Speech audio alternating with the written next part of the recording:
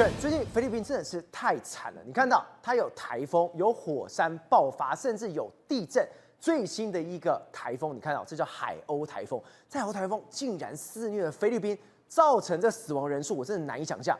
现在目前140个人死亡，甚至还有100多人是失踪的。菲律宾的中部遭到这个海鸥的袭击，那它等于是在1个月里面原本应该要下的雨量在24小时直接全部灌进去，所以你知道吗？它的我们讲时雨量达到183毫米，而你现在看到的每一画面都会变水箱子。对，特别是什么？原本这个镜头是摆好的，就强风闪过了呢，它的屋顶、你的触顶，它整个人连根拔起。你有没有看到？我本来初步看的时候，我还以为太可怕了吧，飞机要起飞了，什么小型飞机起飞就不是哦。你看上面那个全部都是爆棚，而且甚至有民众因为想要冒险患难，等于说强风豪雨状况之下，他还想要行走。你有没有看到？来，再看一次，2个人在众目睽睽之下。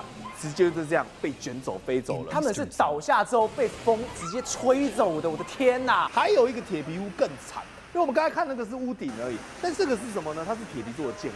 结果没想到呢，风雨来之后，来，你看下一秒直接原地消失、原地不见、原地蒸发。本来是一个房子风吹过去之后，全部就不见了。你看，1秒钟、2秒钟、3秒钟，然后就不见了。甚至是呢，我们讲水的部分。在街上，因为是不是我们讲漫水大淹过我们讲整个都市里面，所以等到风来的时候呢，他们初步你如果只是乍看的话，你会以为说是什么？你会说刚才海啸来啊，因为等于就是它跟波浪一样载浮载沉，而所有的车子呢，基本上都灭顶。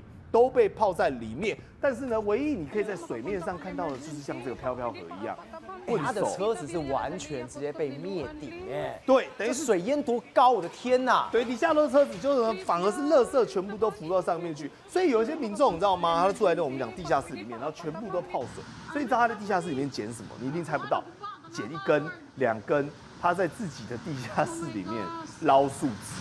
因为等于是说外面可能人行道树，可能外面的野外的地方有一些树木，没想到这个冲击力道之大，树都倒下了，树根都断了，然后呢一路就冲到他家的地下室。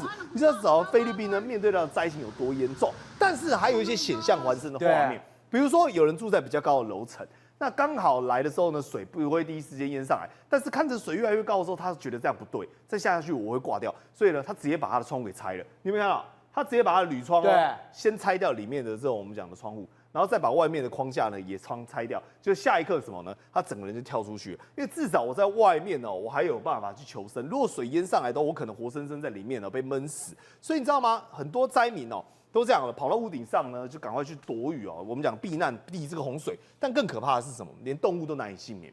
因为他们就在呢整个地下在看，有蟒蛇对，你知道大蟒蛇都没有办法逃过这个水患的这个袭击，所以你看大蟒蛇只能慢慢的把自己的身体爬到这个木栈上，甚至是有民众本身自己已经很危险了，你知道是什么吗？就水一直在冲，对，水是有流速，所以他们抓的绳子呢一个一个像拔河一样，其实不是，是把一个固定支架让所有人都可以稳定住，就没想到看到远方飘来一头水牛，你看水牛也是在原地载浮载沉。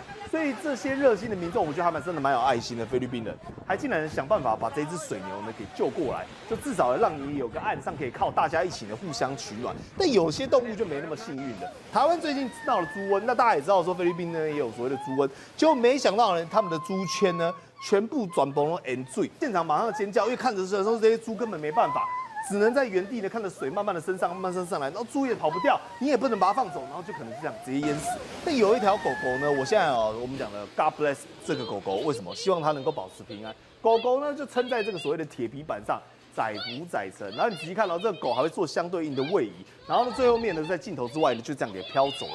但为什么说这一次菲律宾毁灭性打击这么大？因为在中部地区，你如果从远景，也就是说浪景，我们讲远看，特别是空拍来看，你会发现整个都市都变成了泥泞，完全毁了。对，跟被炮火打击到没什么差别。因为156个县市呢，电力完全受到影响，1200多处房屋，40万个灾民全部都撤退，而造成了140个人死亡，甚至很多房屋呢，因为倒塌的关系，全部都卡在泥泞里面。宏观取材，厘清真相，犀利精准，深入剖析，时刻掌握关键，新闻时事不漏接。老时段，新气象，我是钟浩和，关键时刻2.0，全新出击。